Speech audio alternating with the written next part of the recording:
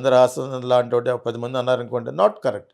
అతను కోర్టుకి వెళ్ళొచ్చు, ఇతను కోర్టుకి వెళ్ళొచ్చు, వాళ్ళ మీద కోర్టుకి వెళ్ళొచ్చు. నయానా భయానా లాగా భుజబలం కూడా ఉపయోగించవచ్చు. ఎందుకు ఉపయోగించామంటే నీకే అంత ధైర్యం లేదు, లేనిది అతనికి ఉండదా? నువ్వు ఒక చిన్న ఛానల్ పెట్టుకుని నీకే అంత ఇదిగా ఫీల్ అయిపోతుంటే అతను సినిమా రిలీజ్ చేయాలి, నీ గురించి ఆ సినిమా ఫ్లాప్ అవుతుంది, రేపొద్దున సినిమా బిజినెస్ అయ్యేటప్పుడు దెబ్బ వస్తుంది. ఎస్పెషల్లీ ఇన్ దిస్ స్టేట్, మిగతా స్టేట్లో నీకు ఎవరు తెలియదు కాబట్టి. సో అతను మాట్లాడడం అనేది 100% కరెక్ట్. అది బాధ, అది సినిమా తీసినప్పుడు తెలుస్తుంది. సినిమా వచ్చిన మన్నాడే సినిమా రాకముందే గేమ్ చేంజర్ గోల్ గోల్ చేస్తే ఎంతమంది ఫీల్ అయ్యారు? దిల్రాజు ఫీల్ అయ్యాడు, చిరంజీవి నువ్వు ఫీల్ అయితే ఏంటి చేస్తే. ఇది ఇంకా ఇంతకంటే ముందు మేలుకుని మీరు వేరే విధంగా ప్రమోషన్ చేసి ఉండాలి. అది ఏ విధంగా అంటే మళ్ళీ ఖర్చు పెడితే ఇస్తాం, ఐడియాలు ఇస్తాం మేము ఎలా ప్రమోట్ చేయాలో. అలా చేయలేదు మీరు.